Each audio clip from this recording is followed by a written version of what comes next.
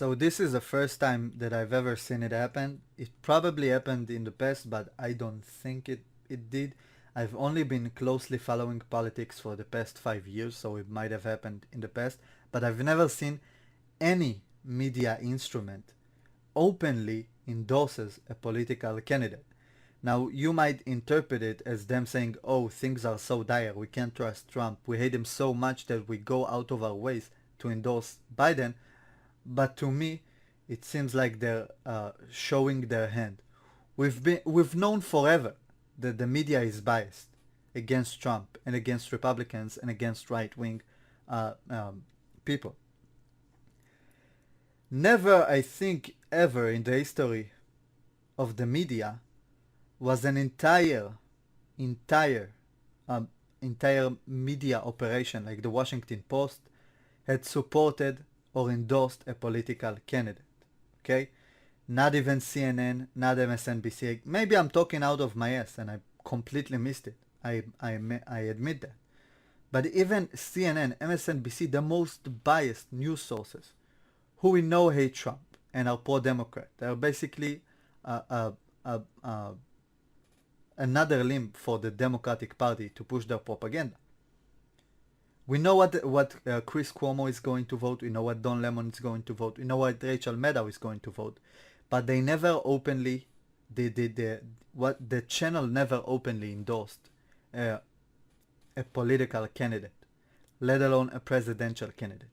This is the Washington Post, owned by Jeff Bezos, the most powerful man in the world, the most rich man in the world, who's probably the most hated man by the left because he's so rich. And if you look up his name on Twitter, 80% of the tweets about Jeff Bezos would be terrible economical takes that say that if he paid each of his Amazon workers $1 million for a month, he would still be the richest man on earth, completely miscalculating the earnings and the salary, or sometimes they write about it, but they don't understand the fact that his net worth doesn't rely on liquid assets, but rather on his shares, which if he sells to pay those employees would mean he would no longer own Amazon. So why would he pay those employees? Anyway, it's full of bad economical takes, which honestly are hilarious. Sometimes they are even wrong by a factor of 1,000, which is amazing to see. And he's really, really one of the most hated figures on the extreme left, or even on the regular left right now, because everything been pushed to the extreme anyway. And it's amazing to see one of his possessions is the Washington Post pushing propaganda for the left, endorsing Biden. So let's read the story and we'll talk about it. I want to start actually from here, skipping a couple of useless paragraphs.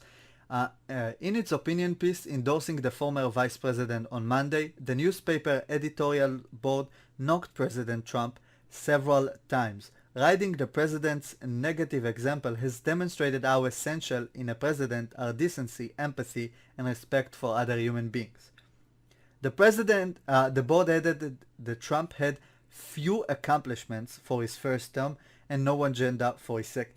Now that is a complete lie and misrepresentation of the truth. Fake news. Trump has started building the wall. Okay? He reached two historical peace deals between Israel, the UAE, and Israel and Bahrain. For those of you that don't know, okay, they were obviously not warring nations. They were not going into war anytime. But normalizing the relations and striking a peace deal means they are now can be trade partners, okay? It means they now, as an Israeli citizen, you can fly over Bahrain or, as an Israeli airline, you can fly over Bahrain and the UAE, which will shorten the amount of time it requires to arrive to some destinations, which is a huge problem if you're an Israeli citizen, because you can fly over most countries in Asia and Southern Africa because their animosity or unnormalized relations between them and Israel. So that's why those peace deals are not only huge, but they make a mockery of the previous Middle Eastern policy, which been held for decades, that in order to reach a peace in the Middle East, you have to first start between Israel and Palestine, which is the hardest prerequisite to anything in the world. I don't think I will ever live to see an history between, a peace deal between Israel and Palestine, unless you get peace in the Middle East, which Trump did, between Israel and other Arab nations, and those Arab nations would push the unwilling Palestine into the negotiation table, which they walked away from for several times. I'm not going to go into that. I'm not going to go into that tangent. I'm just going to say that it revealed a lot about the past foreign policy of the past administrations, and Trump has just flipped it on its head. I wish I had that John Kerry video of him saying the only way to get peace in the Middle East is to start between Israel and Palestine, and Trump proved him wrong in 4 years. So let's read on.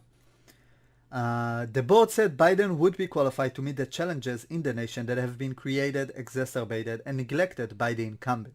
They cited the top challenges to be the coronavirus pandemic, which Johns Hopkins University data shows has resulted in more than 7.1 million infections in the US and led to more than 200,000 deaths, racial inequality, and climate change.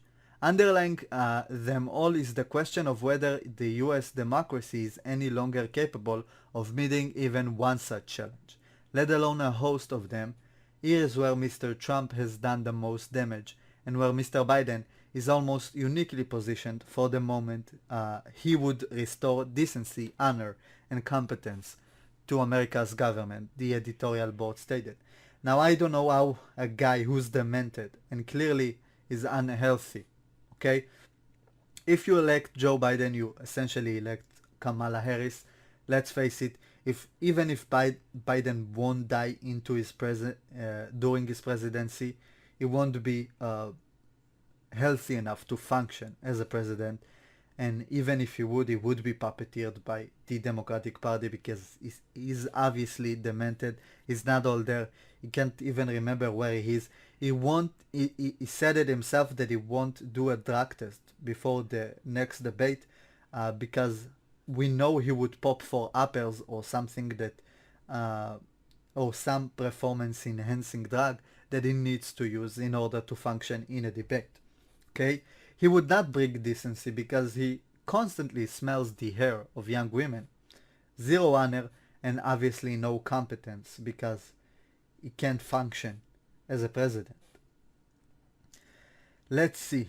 Biden, the board said, would better position the United States as a capitalist competitor to China and offer an enormously positive change from the Trump administration when it comes to foreign policy. I think one of the things that he has done the best is the foreign policy the US engaged in the last 4 years. The tariffs which got the US better deals, how we engage with Iran and send them back with their tail between their legs. Again, he started talks with North Korea and actually visited there, which was historical. The two peace deals which I previously mentioned. And I don't think there would be any better president when it comes to foreign policy on this ticket. The board also said Biden would reject what it referred to as the president's self-defeating America First principle. I don't see how it's self-defeating to make sure your own people are taken care of. Your own legal citizens are taken care of before you go out and help the other nations, whether it's financially or by funding several organizations. He would rejoin the Paris Accord on climate change and seek to revive the nuclear deal with Iran, which is terrible. He would reverse Mr. Trump's senseless withdrawal from the World Health Organization, which honestly was a great move considering how strongly they are ruled by China. and commit the United States to multilateral efforts to combat the coronavirus pandemic. Honestly, this is sad. They support him because he would undo all the good things that Trump did during his presidency. It goes to show you that they actually hate everything Trump does, even though it's positive because Trump did it. Democracy is at risk, at home and around the world. The nation desperately needs a president who will respect its public servants, stand up for the rule of law, acknowledge Congress's constitutional role, and work for the public good, not his private benefit. This is hilarious for so many reasons. First of all, them saying stand up for the rule of law when they have systemically for months named every single riot, as a peaceful protest, and actively battled Trump on every time he tried to re-establish the rule of law. Work for the public good is all he does, not his private benefit, which is weird considering the fact he lost so many money going into this presidency and he doesn't even get paid for it. But if you look at previous candidates, at previous presidents and congressmen, congresswomen, every single one of them, ever since they start their political career, their net worth, for some reason, seems to skyrocket. But for Trump, it plummeted. Seems like he's not working for his private benefit, unlike other politicians. Just as desperately it needs a president with the know-how and experience to show that values and results can go together, it is fortunate to have in Joe Biden a candidate who can lead an administration that is both honorable and successful. This is honestly sad. But now you know you shouldn't read the Washington Post. You obviously know their bias. They have confirmed it. Like they've expressed it to the best of their capabilities that they are biased. Usually with CNN and MSNBC and every other biased news source, even Fox News and OAN, I think is another conservative news source. You know they are biased, but they would never endorse a presidential candidate, and they would never outwardly admit that they are for one side and not the other, because you need to keep this illusion of fair coverage, which I don't think anybody can fairly cover any event because we all have biases. But we would never outwardly endorse someone when we are a media instrument like the Washington Post. It's so stupid, and it's mind-bogglingly stupid. Now people can point to a mainstream media company that is actively promoting one candidate. Okay, they admitted their bias. I don't think any other news source has did so in the past. They've shown it through their actions and articles, but never outwardly admit their bias. My voice is a little bit weak right now. I've been recording this for how long? Probably longer than 2 videos I do on this channel, so sorry if I'm a little bit hoarse. But yeah, thank you guys for watching. If you're new to the channel, make sure to subscribe and turn on the notification bell. Leave a like on the video and maybe share it. It helps a lot. What do you think? Leave it in the comments. And until next time, I'll see you later.